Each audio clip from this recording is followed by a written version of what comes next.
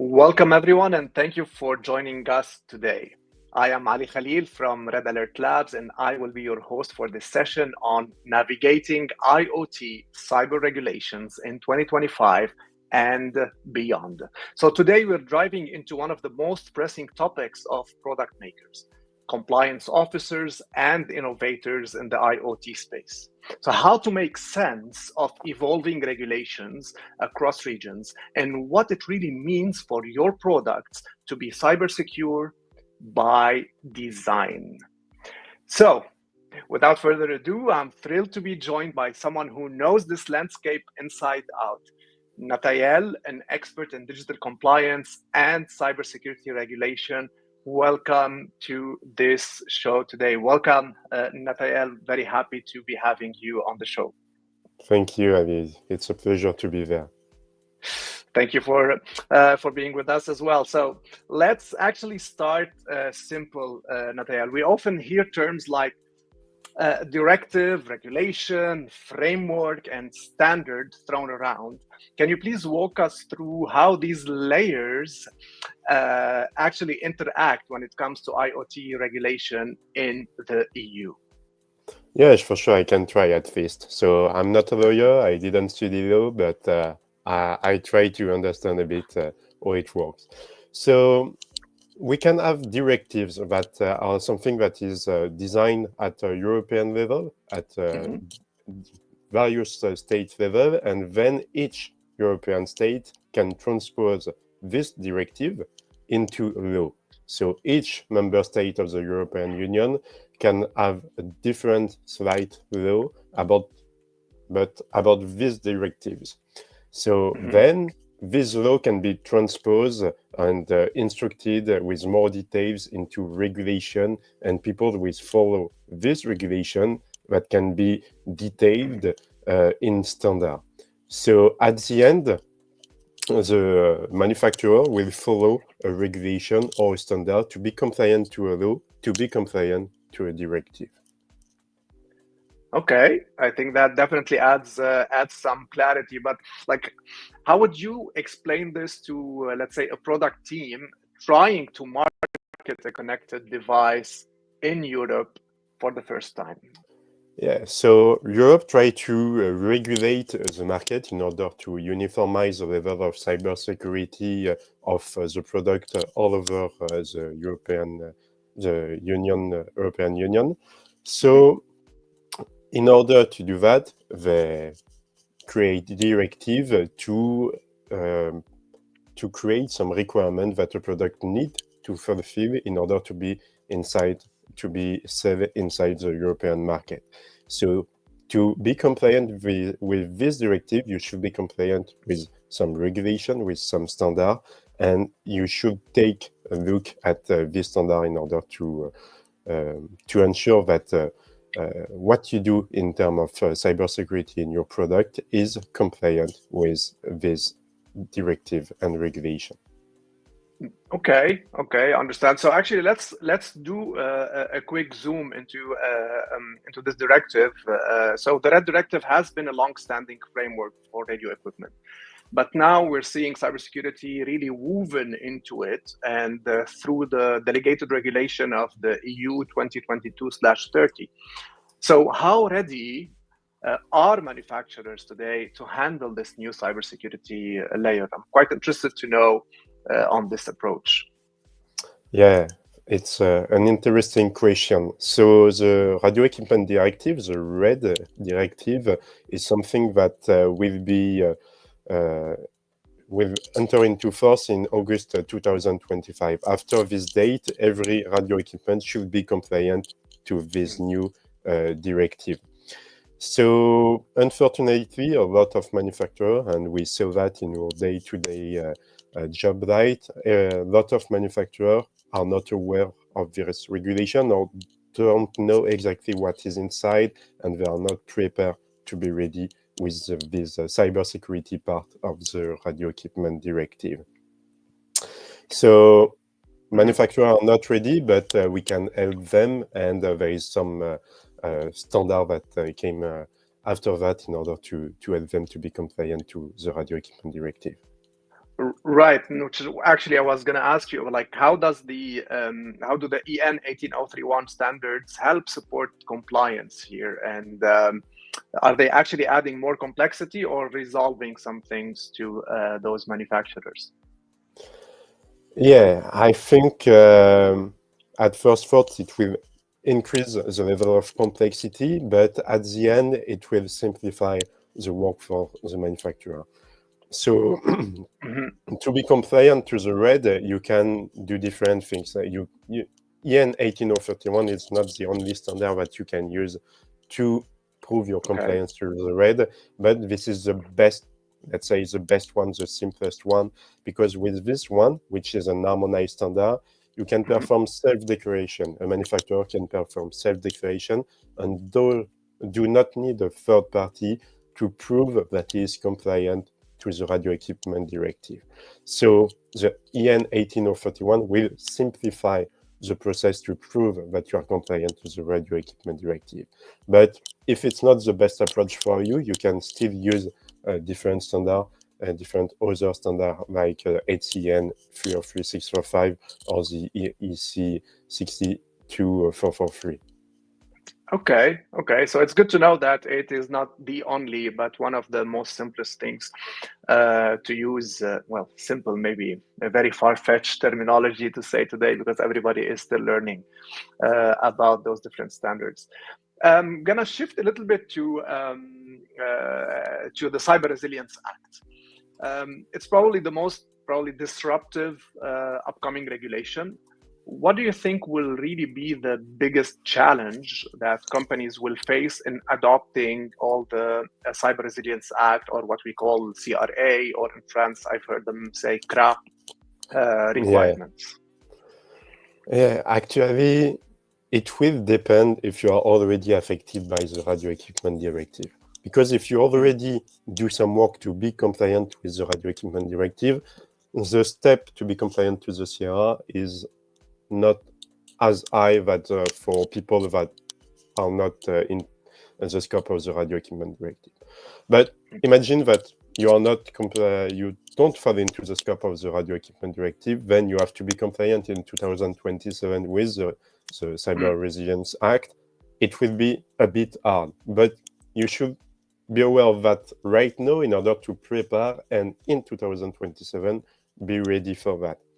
So maybe the biggest thing to do is to perform risk analysis. This is something which is really in the middle of the Cyber Resilience Act. It is really important for the Cyber Resilience Act. Every manufacturer should have performed a risk analysis of a cybersecurity risk analysis of their product. Another thing which is important is that the Cyber Resilience Act is targeting product with digital element, PDE. So if you are falling inside this definition of PDE, your product should be compliant to the Cyber Resilience Act, and you have to perform risk analysis. Risk analysis is not the only thing that you should do to be compliant to the Cyber Resilience Act, but it is the first step to do that. And it will help you to create a roadmap in order to be fully compliant with the Cyber Resilience Act in 2027. Okay, that is quite interesting, and it's good that there are step by step. But again, especially considering that like there are no harmonized standards yet, what would actually be your advice for small or mid-sized manufacturers who do need to prepare? Would it still be the same, but they still don't have like the dedicated compliance team like bigger organizations? What is really the step by step that they could endure or take when it comes to this? Yeah, for sure. As I mentioned, the risk analysis, the cybersecurity risk analysis is really the first step. Of course, after you should implement some process. It is really important to manage dependencies of the product. We will start to talk about SBOM, software bill of material, but it's just a list of all the dependencies that you have included in your product in order to be able to track what happened on this software, this hardware inside your product, and to be able to identify if there is any vulnerability that occur. If you want to have a bit more idea, you can take a look at the annex of the Cyber Resilience Act, especially the first one that will highlight the essential cybersecurity requirement that you should be compliant to. And of course, you should also do some monitoring in order to know if there is an harmonized standard that is that have been published to check that. Additionally, you can also check what we are doing on the RED part, because there is some similar things. Okay. Again, I think these are definitely some valuable insights to the people watching this video. I'm sure that if they reached out to you as well, they would be able to get more and even deeper type of insight. I want to shift a little bit to like certification versus labeling. So there's a lot of confusion out there about what is a label, what is a certification. Could you please explain the difference for us, and why does it matter in a market that's flooded with symbols and seals of approvals? Yes, so usually the label is only the tag that you will put on a device or on the box of the device in order to show that, okay, I'm good in cybersecurity, or you have this for the food. My food is healthy, so I have a good label. I put it in on the box. So the label, it will be more or less this, just a tag, a stamp that you put on inside on your product or on the box of your product. Certificate will be a paper that will ensure that you are compliant to something. So it can be compliant to a certification scheme, it can be compliant to a standard, it can be compliant to a regulation. So, and all these certificates don't have the same weight, because it will depend a lot of who is recognizing your certificate. For example, for the CE mark, it is something which is recognized at a European level. It is inside the law. You need to have the CE mark to put a product inside the European market. So this is recognized by all the member states of the European Union. But you have some other label, for example, the IoT label, which is a private company and which is only recognized by people who accept to recognize it. This is not mandatory to recognize it. So we should be careful about what label and what certificate we are using, because maybe you will use something that is not recognized by other country. And so if you try to sell your product in other country with the certificate of your country, maybe it will be hard. Okay, interesting. Well, thank you for this nuance and the two differentiators between these two elements. We're still gonna do a little bit of comparison, but switching the topic into harmonized versus recognized. So that's another distinction that probably we would need to make. Harmonized versus recognized standards. Why would the manufacturer ever choose a recognized standard over an actually harmonized one, especially when only the harmonized gives you that presumption of conformity? Yes. So there is a link with what I was saying about the radio equipment directive. So you have the EN18031, which is the harmonized standard, the standard that you can use to prove by yourself that you are compliant to the radio equipment directive, performing a self-declaration. And then you have the other standard, which are only recognized. So they are not mentioned in the official journal of the European Union. So they are recognized because industry recognize it, but the European Union did not recognize it as a standard that you can use to perform a self-declaration. So what you should take about that is an harmonized standard will allow you to perform a self-declaration and will ease your work if you don't want to use a third party to prove that you are your conformity to a regulation, a standard, or another document. Okay, so that's quite interesting to know that this helps with at least the self-declaration process. But how does this choice impact which conformity assessment module? I don't know, A, B plus C, or H, and if you could explain the difference between them and where do I fall under that? Yeah, so to ensure that you are compliant to a regulation or to a standard, you can use several paths, let's say. So when there is an harmonized standard, which is published to the official journal of the European Union, you can use the module A, which is the module that will allow you to perform a self-certification, a self-declaration to, if you have the internal competencies, the internal capabilities to perform the cyber test by yourself, you can use this standard and to generate by yourself the report that say, okay, I am compliant to this requirement, I am compliant to this one, I did this test, and this prove that my product is compliant. But sometimes, if you don't have an harmonized standard or you don't have the internal capability to perform this test, you will need to use a third-party laboratory or third-party body that is called a notified body. So this notified body will perform for you, will running for you this test in order to ensure that your product is compliant with this regulation. So module B plus C and module H are more related to the use of an external body that will ensure that your product is compliant to the regulation, and module A is related to an internal process that you perform by yourself if there is an harmonized standard. If there is no harmonized standard, you need to go with the notified body. Okay, totally understandable, and I'm like personally, I am enjoying the flow of knowledge that's coming in. It really gives me additional clarity on a personal level, and I hope that this is the same case for everybody that's actually watching this.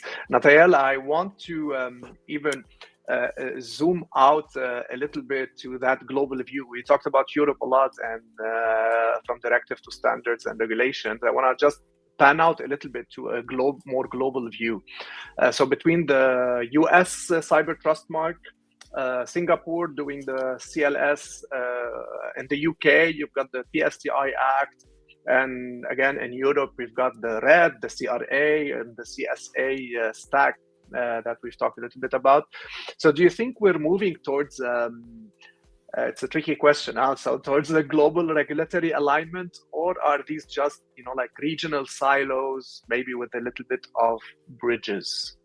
Sorry for putting you there on the spot, but again, it's just to give us a little bit of insight on how you personally think about it. No, that's really an interesting question, and I'm not sure there is only one answer to this question. But what we can see is that a lot of countries try to adopt regulation or law that will enforce the cybersecurity inside IoT product, because there is a global lack of cybersecurity in IoT device, and this can have an impact of a human life potentially. So there is a global need of increasing the level of cybersecurity in IoT product, and since it's not a market differentiator anymore, it is country try to enforce this by law and regulation. Unfortunately, at a worldwide level, there is no uniformized way to do it.